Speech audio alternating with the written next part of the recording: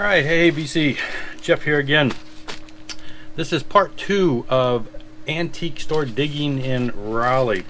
In my first video, if you didn't see it, basically I covered, I found so many that I want to split this up, and I covered the ones that were bands that I bought basically without knowing much about, just based on the names I've heard or the style that they look like they played. Second batch here, and these are all going to be, as I described in the last video, there were records downstairs, and then there was a big record room section upstairs. Everything in the first and second video are the downstairs ones. Most of these came from the same buyer.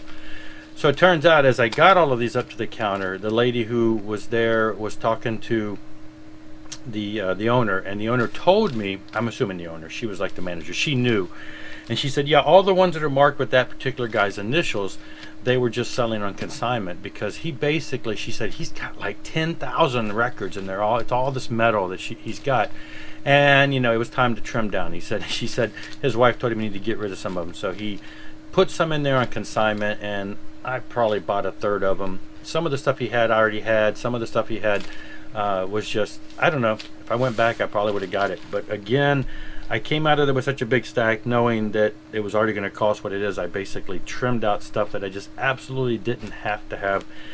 One of which I am now regretting, because I swear I picked it up. It was a Riot Narita, and I thought, I'm pretty sure I have that. I'm pretty sure I have that. And then I looked it up on Discogs, and I swear Discogs said that I had that. This was like one of the original, old edition, had a white border around it, you know, around the cover. The cover looked like it was almost homemade, but not really. But you know, it had a white border around it. You could tell it was an older edition, but the vinyl inside was minty sweet. And I picked it up numerous times, looked at the vinyl numerous times. I thought I should buy it just because it's antique, and the one old, knowing that the one that I thought I had at home was the reissue, the one of the modern reissues. Turns out it was Rock City that I have. Similar time frame, and I got home and just checked today and found out that I did not. I have the remastered, like, Rock Candy edition of it on CD, but did not have it on vinyl. So now I'm really kicking myself. That would have been one other one that I definitely would have bought, because it was one of the original early pressings in mint condition.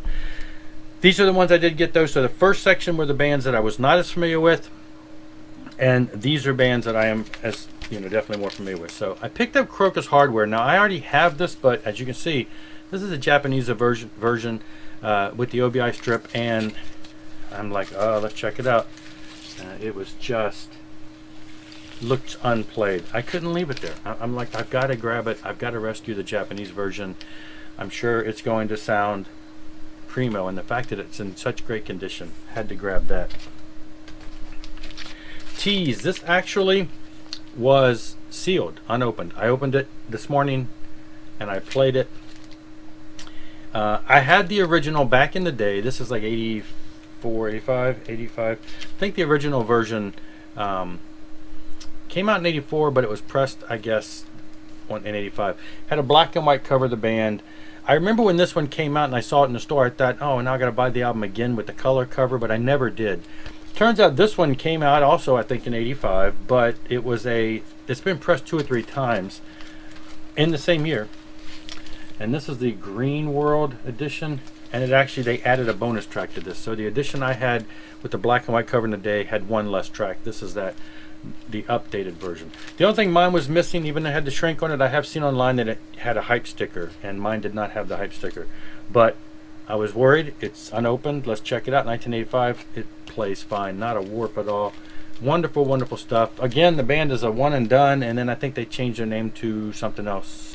I remember seeing it mentioned, and they had like one album under that name. So yeah, just great, you know, self-release type independent stuff.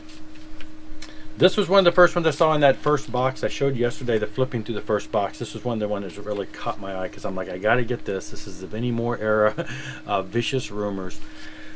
Shrapnel, you know, silver label. Just, again, when I started opening this guy's records, I'm just like, you can't see it, but it is just minty fresh. I was shocked. Now, let me see that. Got a little young Vinnie Moore in there.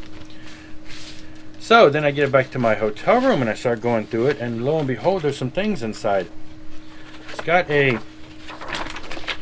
Vicious Rumors poster, which is not of this album or band lineup. So I'm assuming he acquired this at some point. This is I totally forget the name of the album, but I have all their albums digitally and in some form or another. This is actually the first one I've gotten on vinyl, but so this is a later lineup. He obviously acquired a poster of them.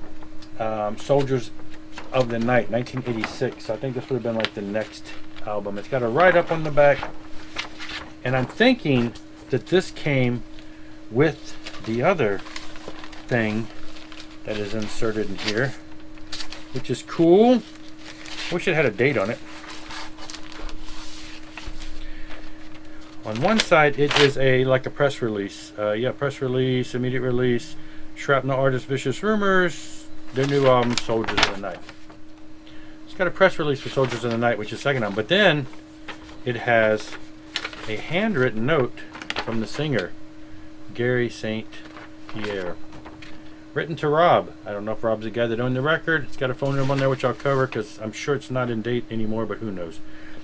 Whatever.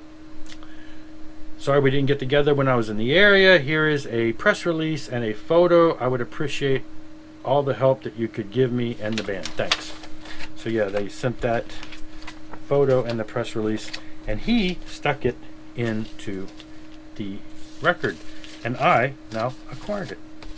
But yeah, so I'm telling you right now, pretty much anything on the Shrapnel label, if I see it, even if I don't know it, I'm gonna buy it, because back in the day that was everything.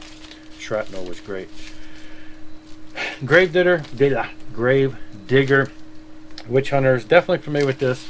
This one was probably, out of all the ones I got, one of the ones in the roughest condition cover wise. The album itself is pristine, but it's an import, so it's already very flimsy, but it has a little more wear and tear. The album itself, though, pristine, and I did listen to this one and it sounds great. So early Gravedigger there.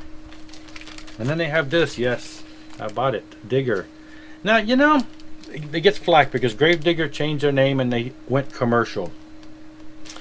I listened to this album. I mean, I've heard it before. I've got digital versions of this, and I listened to it today and cranked it up, and I'm just like, it sounds great. It's a great album. Maybe it's a little lighter than their other stuff, but this is the kind of stuff I was listening to back in the 80s, so it sounded great. It wasn't like they went all syrupy keyboard or anything. It's just a little more commercial sounding, so I dig it. It's great. You know, going with the different idea. It's on the Noise label, and again, amazing quality. Saxon Innocence is no excuse. There's a handful of, quite a few Saxon albums I still got to get from the early days, and this is one of them. Great condition. Got the inner sleeve. One of the original earlier pressings. Had to grab that, as well as Rock the Nations. This one doesn't have an inner sleeve. I don't know if the original did. You know, I don't know if I've got everything that goes with some of these that maybe were just plastic. But for the condition and the price, jumped on it. One of the only early Michael Schenker albums I think I didn't have. Probably one of my least favorite, just because I'm not a huge Graham Bonnet fan, but this album I have learned to love over time, and so I really appreciate that. I lost one of my lights, I see. Alright, well, let's power through real quick. Hopefully you can still see the records. Salt Attack, great condition. Raven Crash Band, Wallop, Bang Wallop. This is one of the ones on a not a purple, it's kind of a maroon swirl. It's just a single, 3 songs, 4 songs? 4 songs. Again, import, had to grab it. This one I didn't have to grab. Raven Live at the Infernal. I already have this. Actually, it's one of the albums in my collection that I've had for the longest time, because back before this was on CD, I found it in a record store in the 90s and I bought it. I didn't really listen to it much back then. It just was a record I wanted to have, and I've kept it all these years. And I saw this one there, and I saw that it was just minty, sweet condition, and I thought, is mine? seems like I remember listening to mine in the past and thinking, wow, there sure is a lot of noise on this.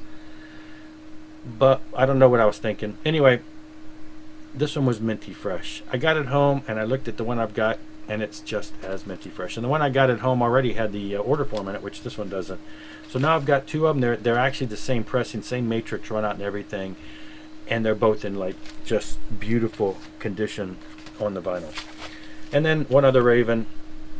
They had one of the other ones I already had, so you know the guy was obviously dumping some of his Raven. So this one was one I did not have on vinyl. And again, great condition, has the inner sleeve and everything. So that was it. That's all of the ones that are the mainstream ones. And like I said, I really, man, I almost want to drive back 3.5 hours down there to get that Riot, but it's not worth it.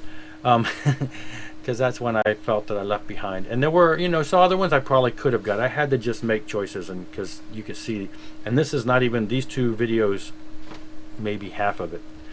But the other ones were the least expensive. So anyway, that's it. That's it for the second one. The antique store downstairs, the mostly metal purchases that I made. Most of all of this, I think all of this actually was from the same guy who was selling his stuff on consignment because he had to knock down his collection. I kind of want to get in touch with him and say, hey, if you're going to do that again, hit me up first.